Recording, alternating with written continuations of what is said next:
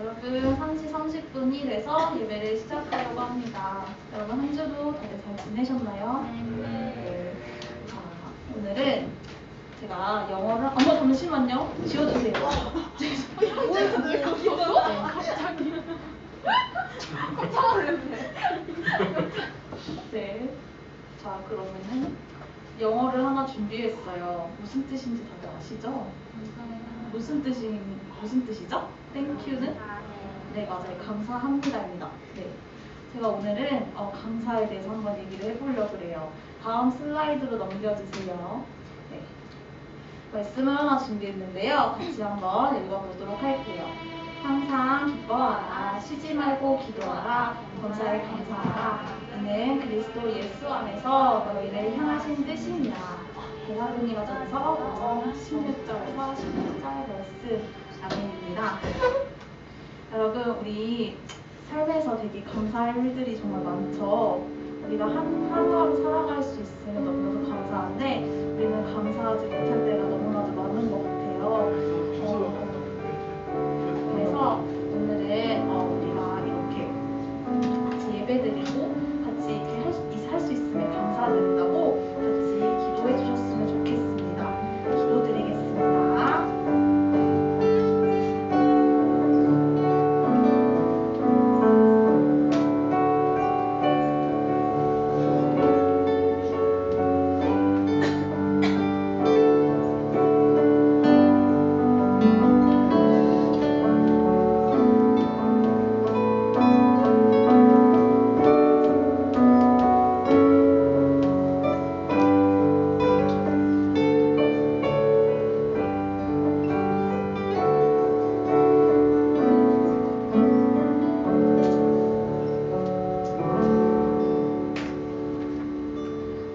사도신경으로 신앙 고백하겠습니다. 전능하사 천지를 만드신 하나님 아버지를 내가 믿사오며 그 외아들 우리 주 예수 그리스도를 믿사오니 이는 성령으로 잉태하사 동정녀 마리아에게 나시고 본디오 빌라도에게 고난을 받으사 십자가에 못 박혀 죽으시고 장사한 지 사흘 만에 죽은 자 가운데서 다시 살아나시며 하늘에 오르사 전능하신 하나님 우편에 앉아 계시다가 저리로서 산자와 죽은 자를 심판하러 오시리라.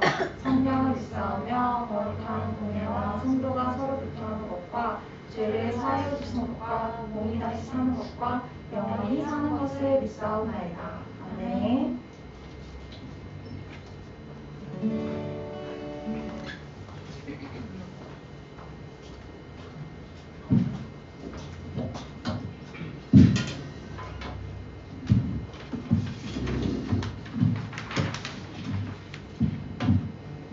저희 먼저 그 나라와 의를 구하라로 찬양 시작하겠습니다.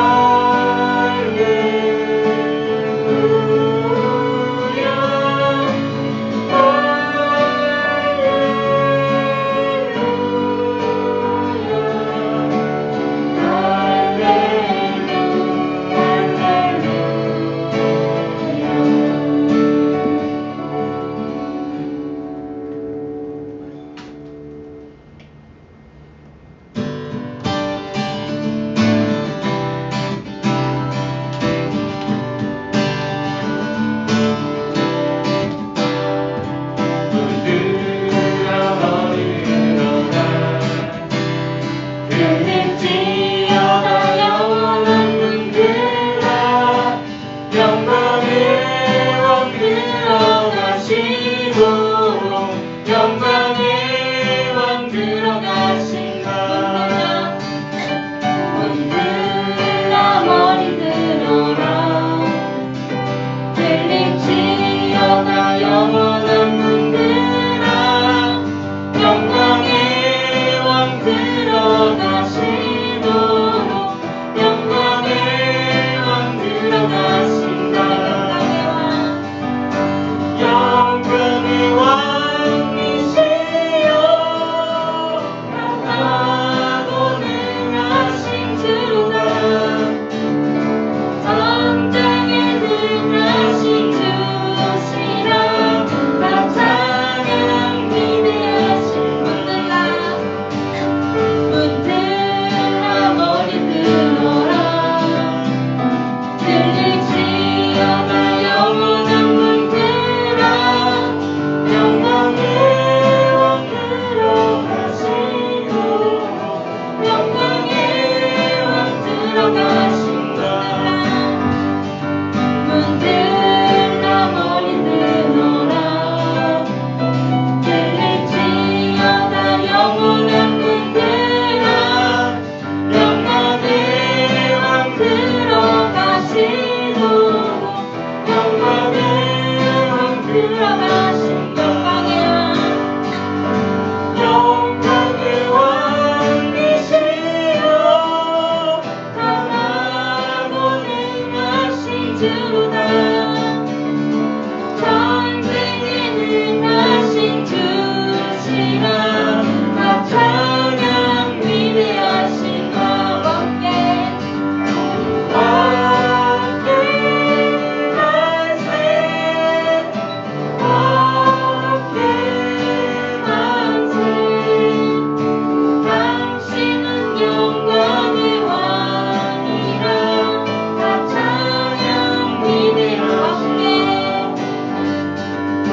왕께 만세 왕께 만세. 당신은 영광의 왕이라. 다 찬양 위대하신 왕.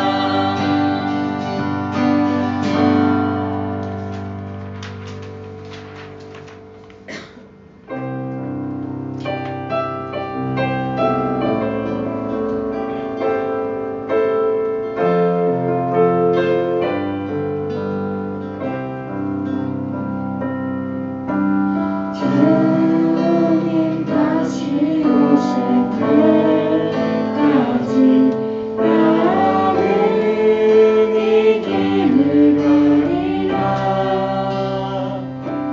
좁은 길 나의 십자가 지고 나의 가는 이 길 끝에서 나는 주님을 보리라. 영광을 내 주님 나를 맞아주시네. 주님 다시 오실 때까지 나는 일어나 달려가리라. 주의 영광 온탕 덮을 때 나는 일어나 노래하리. 내 사모하는 주님 온 세상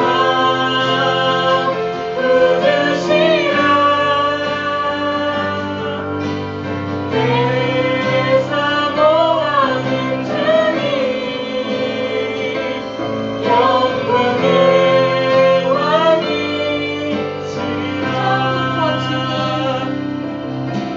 주님 다시 오실 때까지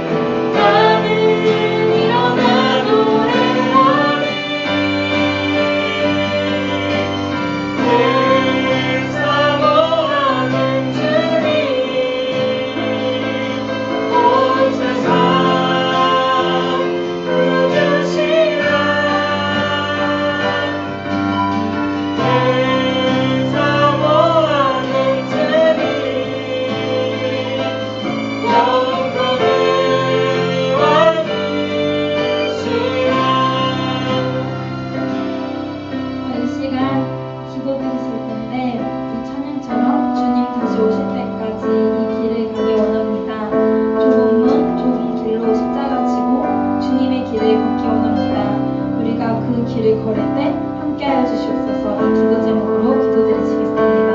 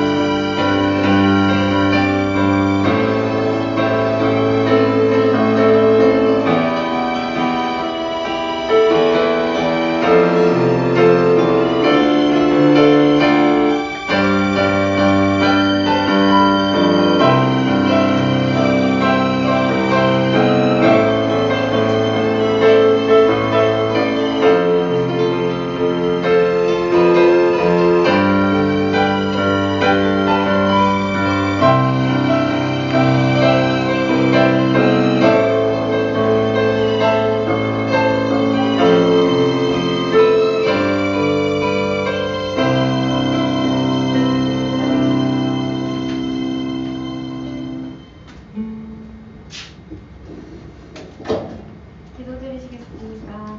하나님, 오늘 이렇게 우리가 함께 예배할 수 있게 하심에 감사합니다.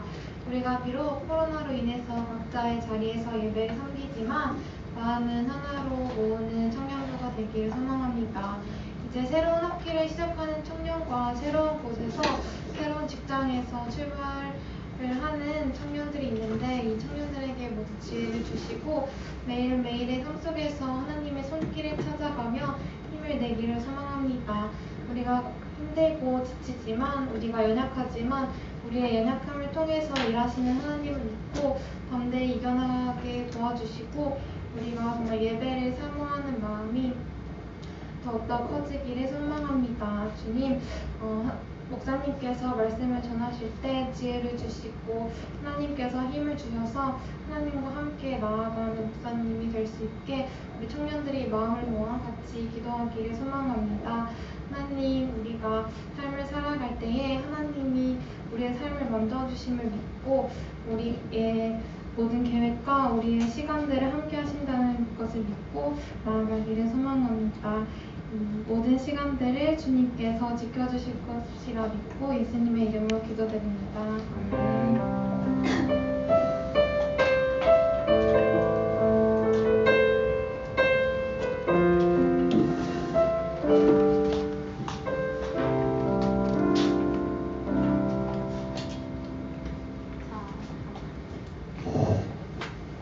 광고부터 광고하겠습니다. 첫 번째로 방역 조치 완화로 대면, 비대면 동시 진행합니다. 헌금은 온라인 현장, 공원 모두 가능합니다. 두 번째로는 대표 기도는 청년부 전체로 바뀌었습니다. 다음 주 대표 기도는 김예은 청년입니다. 김예은 청년 다음 주 대표 기도 준비 부탁드리겠습니다. 네, 그러면은 성경 말씀 읽도록 하겠습니다. 말씀은 출애굽기 7장 1절에서 7절까지입니다. 출애굽기 7장 1절에서 7절까지입니다. 다들 찾으셨으면 교독하면 공독하도록 하겠습니다. 여호와께서 모세에게 이르시되 볼지어다 내가 너를 바로에게 신같이 되게 하였은즉 내 형 아론은 내 대언자가 되리니 내가 네게 명령한 바를 너는 내 형 아론에게 말하고 그는 바로에게 말하여 그에게 이스라엘 자손을 그 땅에서 내보내게 할지니라. 내가 바로의 마음을 완악하게 하고 내 표징과 내 이적을 애굽 땅에서 많이 행할 것이나 바로가 너희의 말을 듣지 아니할 터인지 내가 내 손을 애굽에 뻗쳐 여러 큰 심판을 내리고 내 군대 내 백성 이스라엘 자손을 그 땅에서 인도하여 낼지라. 내가 내 손을 애굽 위에 펴서 이스라엘 자손을 그 땅에서 인도하여 낼 때야 애굽 사람이 나를 여호와인 줄 알리라 하시매 모세와 아론이 여호와께서 자기들에게 명령하신 대로 행하였더라. 같이 읽도록 하겠습니다. 그들이 바로에게 말할 때에 모세는 80세였고 아론은 83세였더라. 아멘. 아직 끝이 아니다라는 제목으로 목사님께서 설교 말씀을 전해주시겠습니다.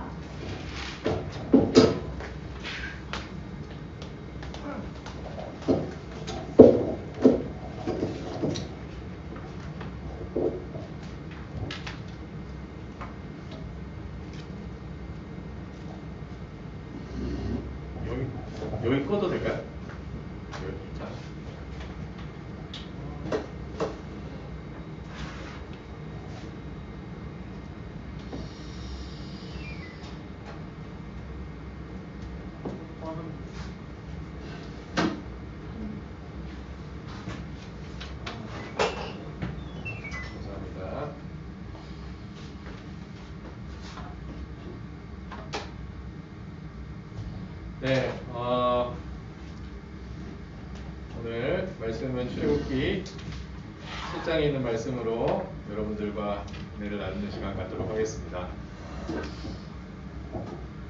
날씨가 이제 많이 안 추워졌죠, 그죠? 따뜻해지고 있어요. 그래서 어제 제가 그 금요일하고 토요일날 차를 몰고 수원에 갔다 왔거든요. 엄청 막히더라고요. 그래서 토요일 제가 수원을 간다는 아주 무리한 계획을 잡고 가서 그런지 수원까지 2시간 반이 걸렸는데, 보통 이제 수원까지 1시간이면 가고 1시간에서 1시간 반이면 가는데 2시간 반이 걸렸는데 서울에서만 거의 2시간이 걸렸어요.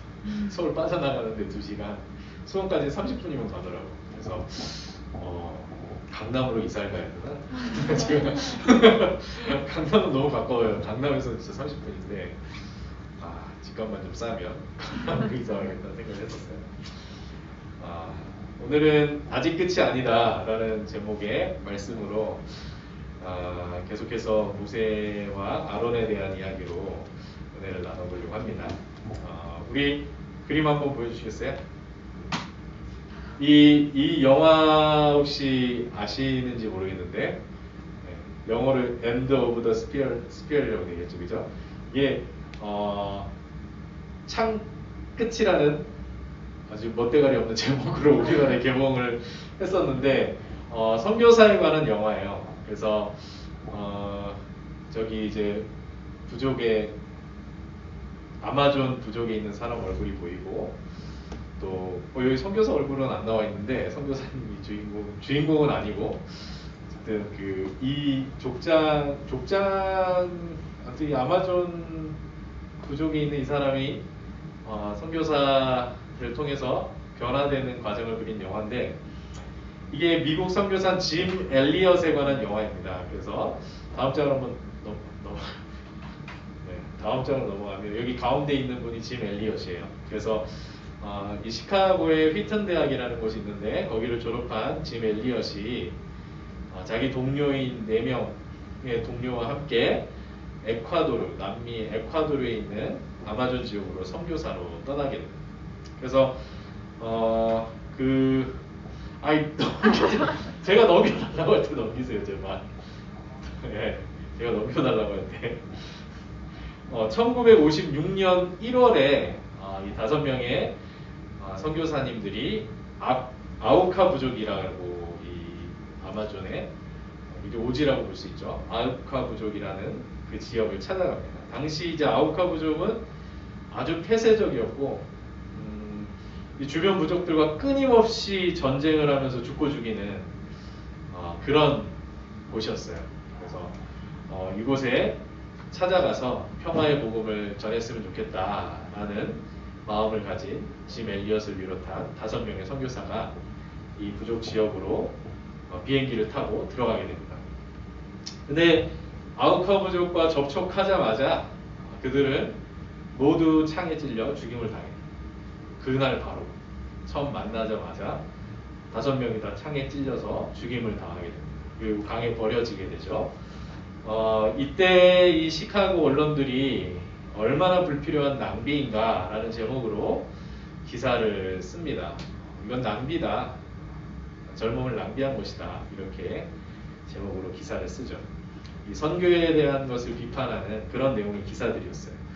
이 복음을 전파하기 위해서 알려지지 않은 그 부족을 찾아가서 희생된 이 5명의 젊은이들 보면서 사람들은 좌절하고 그들의 선교가 실패했다라고 말했습니다. 하지만 이 짐 엘리엇의 아내인 짐 엘리자베스가 한 인터뷰에서 뭐라고 얘기했냐면, 남편은, 당신들은 그 결과만 보지만 남편은 그 순간을 위해서 오랜 시간 기도하며 준비해왔었고 선교 훈련을 받아왔습니다. 결국 하나님께서 그에게 맡기신 책임을 다하고 죽은 행복한 사람이다 라고 말했어요. 그리고 이 짐 엘리엇의 아내인 엘리자베스는 1년 동안 간호사로 선교 훈련을 받은 다음에 그 아들과 함께 아우카 부족을 다시 찾아갑니다.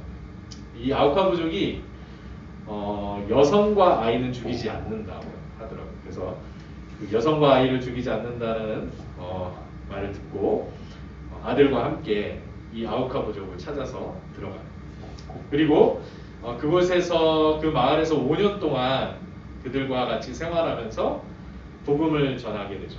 이 아우카 부족의 족장이 엘리자베스에게 도대체 당신은 누구냐? 누구이길래 우리에게 와서 이렇게 잘해주냐? 라고 말했더니 당신들이 몇 년 전에 죽였던 그 남자의 가족이다. 우리는 우리 남편이 당신들을 향해 가지고 있던 그 사랑을 전하려고 우리는 이곳에 찾아왔다. 라고 대답을 하죠. 그렇게 아우카 부족 사람들의 마음을 변화시키고 그 마을에 수십 개의 교회가 세워지게 됩니다. 그리고 아우카 부족은 더 이상 전쟁을 하지 않는 평화로운 부족으로 복음을 통해 변화가 되었습니다. 또한 짐 엘리엇의 아들도 아우카 부족의 교회를 섬기는 목사가 되었고, 심지어 짐 엘리엇과 동료들을 죽였던 그 사람들을 용서하고 장로와 교사로 함께 섬기게 됩니다.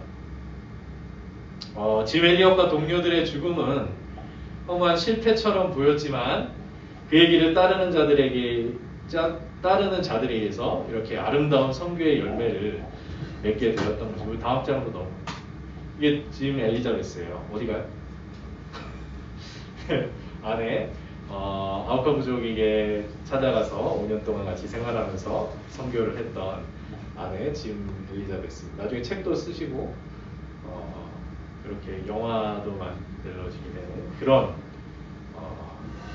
다음 장 그림 없죠? 네, 됐어요. 선교 이미지로 다시 넘어가서 이렇게 실패한 듯 보였지만 그를 따르는 자들을 통해 아름다운 선교의 열매를 맺게 되는 이야기가 바로 이 짐 엘리엇 선교사님의 이야기라고 볼 수가 있어요.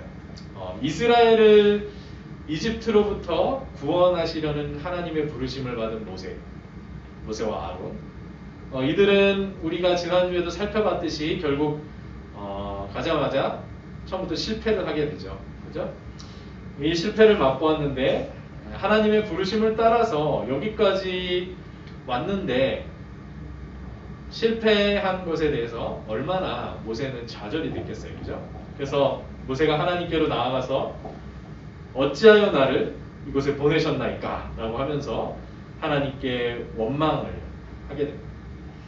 하지만 하나님께서 모세를 향해서 뭐라고 말씀하셨냐면 내가 바로 왕에게 하는 일을 너가 보게 될 것이다 라고 말씀을 하십니다. 모든 것이 끝났다고 생각하면서 더 이상 앞으로 나아갈 힘을 잃어버린 모세에게 하나님이 강한 손으로 바로 왕에게서 이스라엘을 구원하실 것이라고 말씀해 주셨어요. 짐 엘리엇의 실패가 끝이 아니었던 것처럼 모세의 실패 역시 끝이 아니라는 것이죠. 하나님의 강한 손이 그 실패를 구원의 열매로 이어지게 하실 것을 말씀하셨습니다. 오늘 본문에서 우리가 읽은 7장 1절부터 7절에 보면 하나님은 이 구원의 계획을 모세에게 알려주고 계시는 거예요. 1절에 보시면 7장 1절에 보시면 여호와께서 모세에게 이렇게 말씀하시죠. 내가 너를 바로에게 신같이 되게 하였은즉 내 형 아론은 내 대언자가 되리니라고 말씀을 하십니다. 여기서 바로에게 신같이 되게 하였다라는 말씀을 히브리어 원문으로 보면 바로에게 하나님이 되게 하였다. 모세를 바로에게 하나님이 되게 하겠다라는 말씀이에요. 모세는 바로에게 하나님이 되며 아론은 그 중간에서 대언자가 된다. 하나님과 바로 사이의 대언자가 아론이 될 것이다. 하나님의 명령을 모세가 아론에게 전하고 아론이 바로 왕에게 전하는 이러한 관계를 말씀하시는 거예요. 왜 하나님이 이렇게 복잡한 구조로 바로 왕을 설득하려 하셨을까? 하나님께서 얼마든지 다이렉트로 바로 왕의 마음을 움직여서 이스라엘을 구원하실 수 있는 하나님께서 굳이 하나님의 부르심을 거절했던 모세를 부르시고 그 모세를 바로에게 하나님이 되게 하셔서 또 말을 잘하지 못하는 모세에게 형 아론까지 붙여주셔서 대언자가 되게 하시는 이런 번거롭고 이해할 수 없는 관계로 이스라엘을 구원하시려는 이유가 무엇일까? 왜 이렇게 복잡한 과정을 거치시는가라는 것이죠. 우리는 그 실마리를 6장 14절에서 27절에 나오는 아론의 족보에서 한번 찾아보려고 합니다. 이게 14절부터 27절이니까 읽기에는 조금 너무 여러분들이 부담되실 것 같아서 제가 그려왔어요. 네, 그려왔어요. 자, 총 6대에 거친 족보인데 그 위에도 있어요. 처음부터 14절과 15절에 보면은 야곱의 아들 중에서 첫 번째가 르우벤이죠. 그 다음 시몬, 그 다음 셋째가 레위예요. 그러니까 르우벤과 시몬 얘기를 하고 나서 레위가 마지막 27절까지 쭉 레위 자손의 족보가 이어집니다. 그러니까 이 족보는 일단은 레위 자손에 관한 족보라고 볼 수 있겠죠. 자, 이 레위에게도 3명의 아들이 나오는데 게르손과 무라리가 나와요. 그죠? 그래서 이렇게 쭉 내려가다 보면 마지막 6대째 누가 나와요? 마지막 6대째 어느 분이 나옵니까? 제일 끝에? 비느하스가 나오는 거예요. 비느하스. 그죠? 대제사장 비느하스. 시간 관계에서 비느하스 얘기는 다 할 수 없고. 그래서 이 비느하스가 제일 끝에 나온다라는 거는 이것은 비느하스와 관련된 또 족보라고 볼 수가 있겠죠. 비느하스는 누구하고 연결돼 있어요? 아론하고 연결돼 있습니다. 아론. 그죠? 아론의 손자예요. 나답, 아비후, 엘라사, 이다말 중에 엘라살의 아들이 비느하스입니다. 그러니까 이게 다 아론부터 내려와서 비느하스까지 이어지는 대제사장의 족보라고 볼 수가 있겠죠. 이 제사장 계열을 얘기하는 거예요. 아론으로 중심이 되는. 옆에 모세도 있지만 모세의 아들들은 나오지도 않아요. 오직 아론의 아들들을 거론하고 있는 족보라고 할 수 있겠죠. 자, 그래서 이 족보는 6장 14절에서 27절까지 나와 있는 이 족보는 레위 지파의 족보이면서 그 레위 지파 중에서도 아론 계열, 아론의 제사장 계열을 말하는 족보예요. 그러니까 아론이 이스라엘 최초의 대제사장이 되잖아요. 그죠? 그래서 아론의 자녀들, 아론의 자손들로부터 대제사장이 나오게 되는 것을 보여주고 있는 족보입니다. 자, 그래서 이 계보는 무엇보다 이 제사장 아론을 강조하고 있는 족보라고 할 수가 있어요. 그렇다면 왜 여기서 모세의 계보가 아닌 아론의 계보를 언급하고 있을까? 하나님이 모세를 부르셨잖아요. 그럼 모세의 계보를 언급하셔야 되는데 왜 아론의 계보를 언급하고 있을까? 우리 출애굽기 28장 1절에서 3절을 한번 찾아봅시다. 출애굽기 28장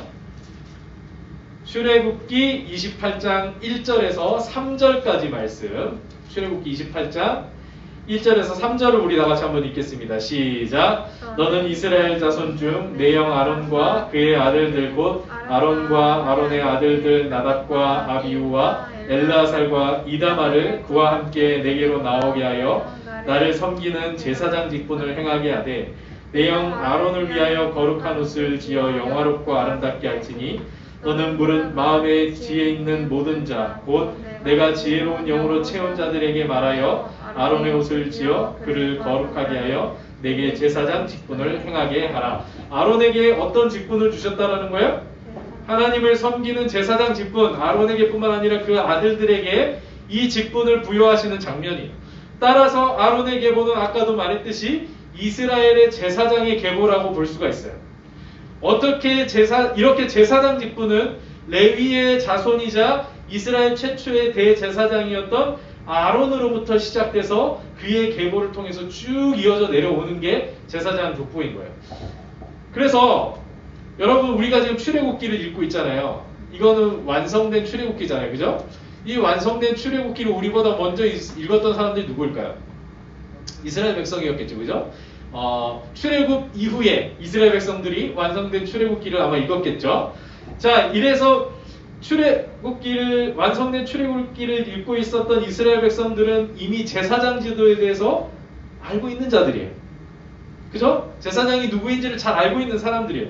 그들은 여기 나오는 아론의 계보를 보면서 이게 무슨 족보인가 어리둥절해하고 있는 우리와 달리 딱 보는 순간 제사장의 계보라는 것을 알 수 있었다 없었다? 알 수 있는 거예요. 하나님께서 모세를 이집트에 보내시려고 즉흥적으로 아론을 불러오신 게 아니라 이미 아론과 그의 자손을 이스라엘의 제사장으로 삼으셔서 이스라엘 백성들로 하여금 하나님을 섬기게 하시려는 계획을 가지고 아론을 세우신 거예요. 갑자기 어느 날 즉흥적으로 아론을 불러오신 것이 아니라 이러한 계획을 가지고 아론을 부르셨다. 따라서 아론의 족보는 뜬금없이 여기 나와 있는 게 아니라 출애굽 이후에 하나님께서 이스라엘을 애굽으로부터 구원하신 이후에 그들이 광야로 나아가서 또 가나안 땅에 들어가서 하나님을 예배하고 섬기는 거룩한 백성이 되게 하시려는 하나님의 목적을 이 족보가 보여주고 있는 거예요. 너희는 어떤 백성이냐? 지금 애굽에서 이제 구원하게 될 이스라엘은 어떤 백성이냐? 하나님을 예배하는 백성이라는 거예요. 이러한 관점에서 오늘 출애굽기 7장 1절을 다시 한번 보시면 모세가 바로에게 하나님이 되고 아론은 모세의 대언자가 되게 하셔서 이스라엘의 구원을 이루시겠다라는 이 말씀이 어떤 의미인지를 우리가 좀 가늠해 볼 수가 있습니다. 7장 1절에 말하는 이 관계의 구조는 앞으로 하나님께서 이스라엘과 맺게 될 관계를 잘 보여주고 있기 때문이에요. 이스라엘과 어떤 관계를 맺으시는 거예요? 하나님께서 이스라엘 백성들이 하나님께 제사를 드리고 하나님이 이스라엘 백성들의 제사를 받으시고 뭐 이런 관계인데 어쨌든 하나님께서 이스라엘에게 직접 나타나셔요? 아니면은 간접적으로 나타나셔요? 네? 하나님이 이스라엘에게 직접 나타나시지 않고 대리자를 세우신다는 거예요. 아론과 같은 대리자를 세우셔서 그 대리자를 통해 이스라엘 백성들에게 말씀하시고 그들 가운데 임재하시고 그들과 교제하시는 거예요. 그들의 죄를 사하시고 그들과 교제하신다는 거예요. 왜일까요? 왜 직접적으로 나타나지 않으실까요? 하나님을 직접 만나게 되면 어떻게 되니까? 죽는 거예요. 하나님은 지극히 거룩하신 분이기 때문에 죄를 짓는 사람이 하나님을 만나게 되면 죽게 되는 거예요. 그래서 하나님과 인간 사이에 대리자 또는 대언자를 세우셨던 것이죠. 오늘 본문에서 모세와 바로왕 사이에서 대언자 역할을 했던 사람이 아론이에요. 이 아론은 이후에도 대제사장이 되어서 하나님과 이스라엘 백성의 만남을 이어주는 역할을 맡게 되는 거예요. 누가? 아론이. 아론의 자손들이 그 역할을 하게 되는 거예요. 하지만 이러한 관계 구조는 하나님과 이스라엘 백성을 연결해 준다는 장점도 있지만 한계도 가지고 있어요. 왜 한계가 있을까요? 모세와 아론은 신이 아니기 때문이에요. 모세와 아론은 하나님이 아니에요. 물론 바로에게 하나님으로 세우시겠다고 하시지만 실제로 모세와 아론은 신이 아닌 거예요. 물론 하나님께서 그들을 택하여서 세우셨기 때문에 그 권위는 인정한다 하더라도 그들도 연약한 인간이라는 것을 우리는 이미 모세가 하나님께 부르심을 받는 장면에서 확인했잖아요. 그죠? 모세가 얼마나 연약한 사람인지 우리는 확인을 했어요. 아론의 족보에도 이런 연약함과 한계가 잘 드러나 있는데 우리 아까 봤던 족보 다시 한번 띄워줄래요? 네, 아까 봤던 족보. 우리 아론의 아들들을 보면 나답과 아비후와 엘르아살과 이다말이 있는데 나답과 아비후가 나중에 죽임을 당합니다. 이 제사장인데 하나님께서 허락하시지 않은 불로 제사를 드리다가 죽임을 당해요. 그러니까 하나님의 보시기에 아주 불결한 예배를 제사를 드렸던 거죠. 그래서 나답과 아비후는 죽임을 당하고 또 아론 옆에 모세 옆에 누가 나와요? 고라가 나오잖아요. 이 고라는 모세와 아론을 섬기지 않겠다고 반역을 했던 사람이에요. 저들이 어떻게 우리 지도자가 될 수 있는가 이러면서 반역을 해서 고라 역시 고라의 자손들과 함께 죽임을 당하는 그러한 불행한 역사가 이 족보 안에 들어와 있는 거예요. 이렇게 아론의 족보에는 실패와 죄악의 흔적들이 그대로 드러나 있어요. 이것을 본 이스라엘 백성들은 우리는 봐도 뭐 누가 잘못했는지 착한 사람인지 잘 모르겠지만 이스라엘 백성들은 금방 아는 거예요. 나답과 아비후? 고라? 어떤 사람이 너무 잘 아는 거예요. 그래서 이 족보에는 그런 실패와 죄악의 흔적들이 드러나 있기 때문에 이를 통해서 하나님의 제사장들도 어쩔 수 없이 연약하고 죄를 지을 수밖에 없는 자들임을 보여주는 거예요. 여러분 목사님들이 아무런 죄도 짓지 않고 살아가겠습니까? 한번 생각해 보세요. 그죠? 우리도 성도라고 부르지만 우리도 죄를 짓고 살아가고 목사님도 마찬가지예요. 신부님들도 마찬가지고. 그죠? 그나마 이제 절에 계시는 스님들은 좀 죄질 확률이 좀 적겠지만, 그죠? 어쨌든 이런 연약함과 어떤 죄 지을 수 있는 가능성들을 가지고 살아간다라는 거예요. 모세와 아론 역시 바로왕 앞에서 하나님의 명령을 전하고 이적도 행했지만 그것으로 바로의 완악함을 바꿀 수 있었다 없었다? 실패했다라는 거예요. 그러니까 하나님이 세우신 대리자들도 연약하고 한계를 가지고 있는 거예요. 신이 아니기 때문에. 그래서 7장 1절에 말하는 관계 구조는 이러한 한계를 가지고 있다. 한계를 가지고 있다라는 거예요. 이 한계는 이후에도 이스라엘의 역사 속에서 계속 반복이 됩니다. 어떻게 반복이 되냐면 하나님께서 하나님의 대언자로 선지자들을 보내시죠. 그 선지자들을 통해 뭐 이사야 선지자, 예레미야 선지자, 호세아 선지자를 보내셔서 그들을 통해 하나님의 말씀을 전하지만 그들이 이스라엘 백성들이 들어야 듣지 않아요? 듣지 않아요. 선지자들을 박해합니다. 또 제사장들을 세우셔서 이스라엘 백성들과 하나님이 만나셨지만 이스라엘 백성들은 완악함을 가지고 거짓된 제사로 하나님을 욕보이고 우상을 섬겼어요. 아무리 제사장과 선지자들을 세워도 그들이 이스라엘 백성들을 거룩하게 만들어주지 못하는 거예요. 한계가 있는 것이죠. 그럼에도 불구하고 오늘 본문에서 하나님은 뭐라고 말씀하시냐면 내가 내 손을 뻗쳐 애굽을 심판하고 이스라엘을 그 땅에서 인도하여 내시겠다라고 말씀을 하시는 거예요. 오늘 4절, 7장 4절에서 5절을 한번 다 같이 읽어보겠습니다. 7장 4절에서 5절 시작. 바로가 너희 말을 듣지 아니할 터인즉 내가 내 손을 애굽에 뻗쳐 여러 큰 심판을 내리고 내 군대 내 백성 이스라엘 자손을 그 땅에서 인도하여 낼지라. 내가 내 손을 애굽 위에 펴서 이스라엘 자손을 그 땅에서 인도하여 낼 때에야 애굽 사람이 나를 여호와인 줄 알리라 하시매. 이렇게 말씀하고 있죠. 여호와께서 친히 준 하나님의 손을 펴셔서 애굽을 심판하시고 이스라엘을 구원하실 때 애굽 사람들이 하나님이 여호와이신 줄 알리라고 말씀합니다. 모세와 아론의 실패도 바로 왕의 완악함도 하나님의 구원을 막을 수 없다라는 거예요. 하나님께서 친히 그분의 손을 뻗쳐서 이스라엘의 구원을 이루시기 때문이죠. 하나님이 계획하시고 하나님이 뜻하셨으면 그 무엇도 하나님의 뜻과 구원을 막을 수가 없다라는 거예요. 또한 이 모습을 본 애국 사람들은 모세와 아론이 아니라 하나님이 여호와이심을 알게 될 것이다. 모세와 아론은 실패했지만 하나님은 실패하지 않으신다라는 거예요. 우리도 하나님이 세우신 이 은혜의 구조 안에서 신앙생활을 하고 있죠. 그 7장 1절에 나오는 것과 같은 구조 속에서 우리도 신앙생활을 하고 있어요. 뭐예요? 교회 공동체가 있고 하나님의 말씀을 대언하는 저 같은 사람들이 있고 또 각종 교리와 직분과 제도들이 있어요. 이스라엘 백성들이 이것을 누리면서도 죄를 범했어요. 오늘 본문에서 확인한 것처럼 이러한 은혜로운 구조들은 장점을 가지고 있어요.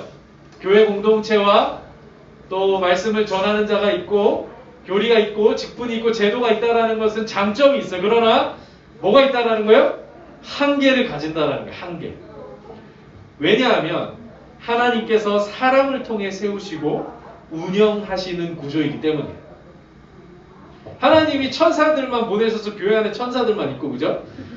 교회 안에 찬양도 천사들이 하고 이러면 다 좋겠지만 사람을 세우셔서 사람이 운영하신다니까요. 그래서 이 은혜의 구조는 연약할 수밖에 없고 불완전할 수밖에 없는 거예요. 요즘 교회가 욕을 많이 먹잖아요. 사람들에게 손가락질 당하고. 왜 그래요? 한계가 있는 거예요, 교회는. 연약하고 불완전하다라는 거예요. 하지만 하나님께서 당신의 손으로 이러한 것들을 사용하셔서 교회를 사용하시고 목사들을 사용하시고 교사들을 사용하시고 봉사자들을 사용하시고 직분을 사용하시고 제도를 사용하셔서 우리를 구원에 이르게 하신다라는 거예요. 이것이 놀라운 은혜이고 구원의 신비라는 겁니다. 여러분들 막 열심히 교회에서 봉사하다가 너무 지쳤어. 너무 나 혼자만 너무 열심히 하는 것 같아. 난 좀 쉬고 싶어. 이래서 이렇게 쉰다고 생각을 해봅시다. 그 쉼과 함께 여러분들의 신앙도 같이 쉬게 되는 거예요. 하나님께서 그러한 나는 이해할 수 이런 걸 통해서 하나님 나를 구원하신다고 이게 정말 이런 걸 하나님이 기뻐 받으신다고 이런 이해할 수 없는 그런 구조를 통해서 우리를 구원해 가시는 하나님의 손길. 이게 구원의 신비이고 놀라운 은혜라는 것이죠. 하나님께서 우리의 교만과 완악함을 깨트리셔서 이 구원의 신비에 동참하게 하시는 거예요. 우리는 실제로 교회 안에서 봉사하고 신앙생활을 할 때 이러한 한계들을 경험하게 됩니다. 이걸 정말 하나님이 기뻐하실까? 이런 것들이 정말 나를 구원에 이르게 하는 것일까? 왜 내가 이렇게 열심히 봉사했는데 저 사람은 왜 아직도 완악한 것일까? 왜 바로한 것 같이 아직도 완악할까?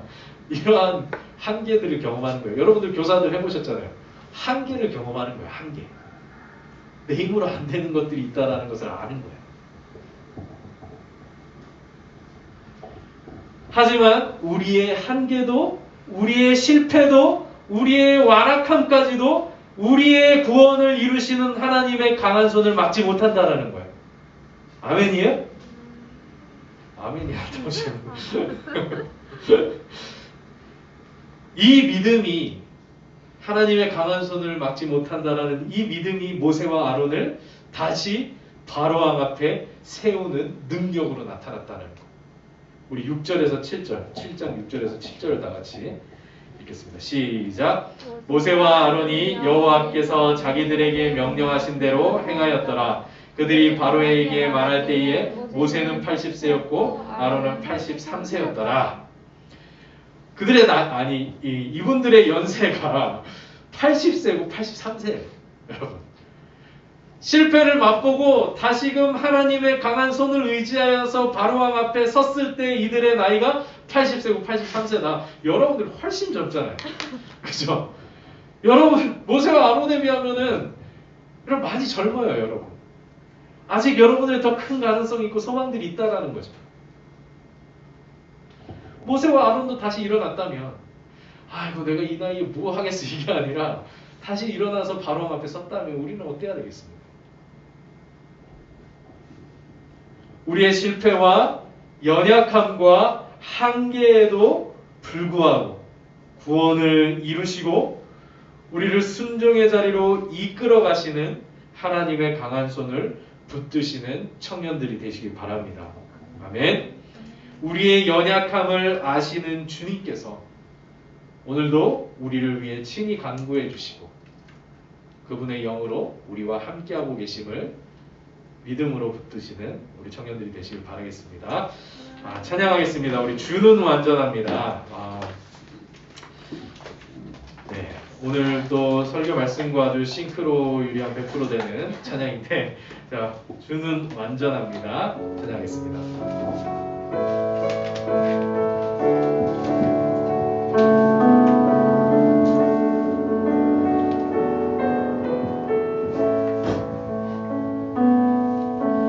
주여 우리 연약합니다.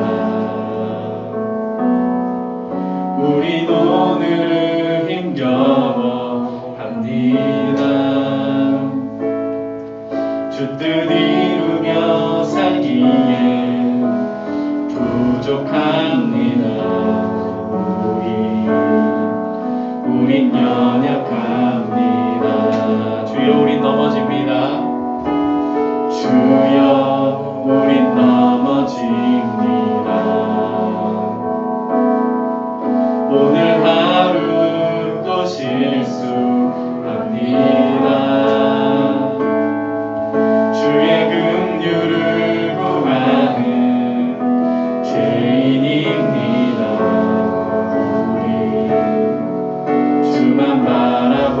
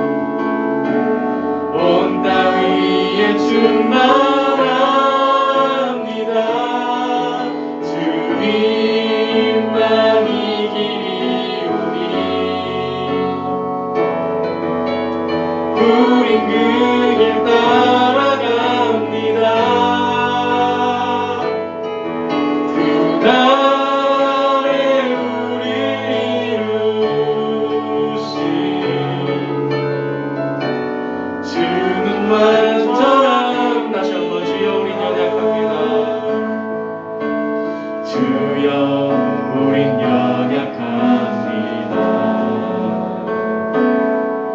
우린 오늘을 힘겨워 합니다. 주 뜻 이루며 살기에 부족합니다. 우린 연약합니다. 주여 우린 넘어집니다. 주여 우린 넘어집니다. 오늘 하루 또 실수합니다. 주의 긍휼을 구하네 주인입니다. 우리 주만 바라봅니다. 한없는 주님의 은혜, 한없는 주님의 은혜, 온 세상 위에 넘칩니다. 가릴 수 없는 주 영광,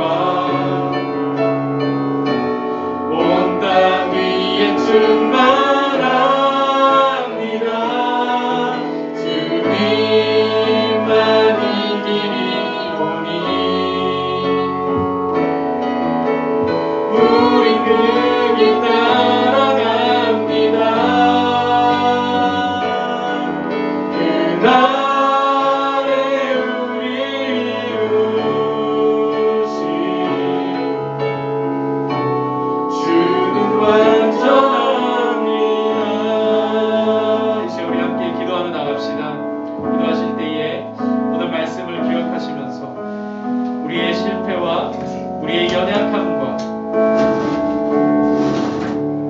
또한 우리의 완고함조차도, 우리의 완악함조차도 우리를 구원하시고 우리를 순종의 자리로 인도하시는 하나님의 뜻을 막을 수 없다라는 것. 우리가 이해할 수 없는 방법들이지만, 우리가 이해할 수 없는 구조들이지만, 그 연약하고 한계가 가득한 그 구조들 속에서도, 그런 환경들 속에서도 우리를 구원하시고 우리를 순종에 이르게 하시고 생명의 길로 나아가게 하시는 그 하나님의 뜻과 하나님의 의지와 하나님의 일하심을 막을 수 없다라는 것을 우리가 알게 하여 주시옵소서. 그러므로 우리가 이러한 믿음과 소망을 가지고 우리에게 주신 그 길을 기도하며 의지하며 겸손히 따라갈 수 있도록 우리를 인도해 달라고, 한없는 주님의 은혜와 가릴 수 없는 주님의 영광과 막을 수 없는 주님의 능력으로 우리를 붙들어 달라고 이제 우리 나같이 하나님께 기도하시겠습니다. 하나님 아버지, 은혜를 감사합니다. 우리가 주님 앞에 나아갈 때 주님께서 우리를 붙들어주시옵소서. 그 성경을 우리 가운데 부어주시옵소서. 하나님 아버지, 우리의 연약함과 우리의 완악함과 우리의 실패조차 하나님의 뜻을 막을 수가 없고 하나님의 능력을 막을 수가 없고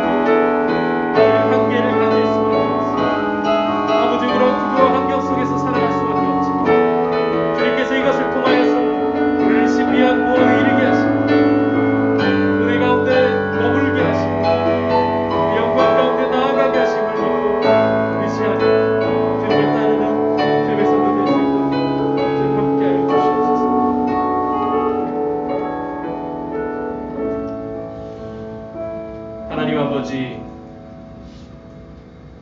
참 우리가 이해할 수 없는 한계를 가지고 있고 연약함으로 가득한 그 구조들 속에서, 그 환경들 속에서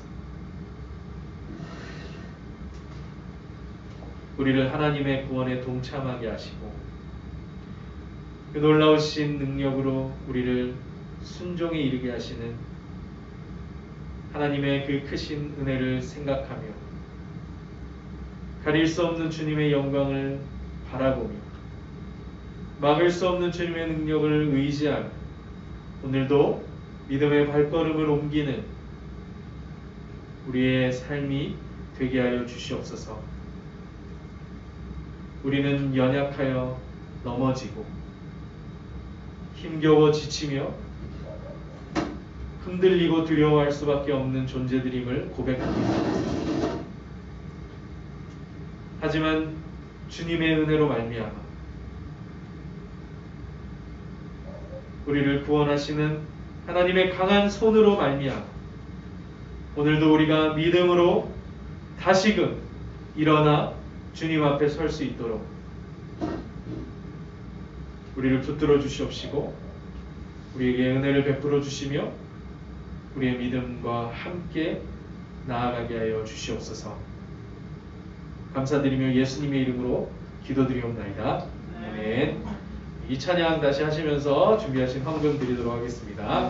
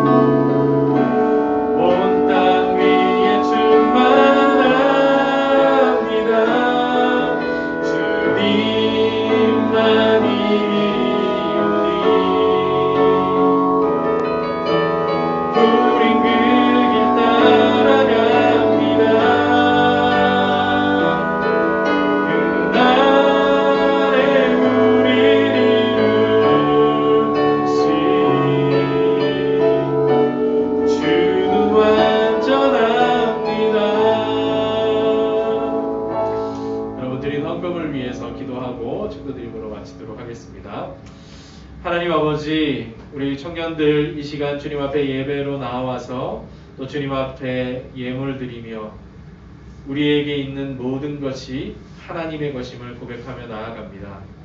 주님께서 그 고백하는 손길 위에 넘치는 축복으로 채우시고 함께하여 주시옵소서.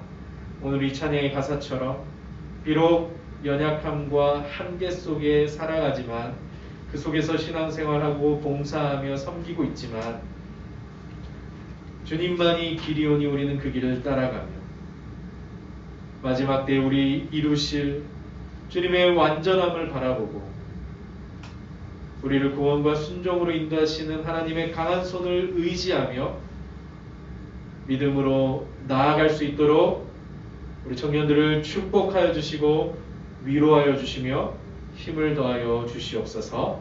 감사드리며 예수님의 이름으로 기도드리옵나이다. 아멘. 지금은 주 예수 그리스도의 은혜와 하나님의 사랑과 성령님의 위로 교통 충만케 하시고 오늘 이 자리에 모인 모든 청년들 위해 이제부터 영원토록 함께 있을지어다. 아멘. 수고하셨습니다.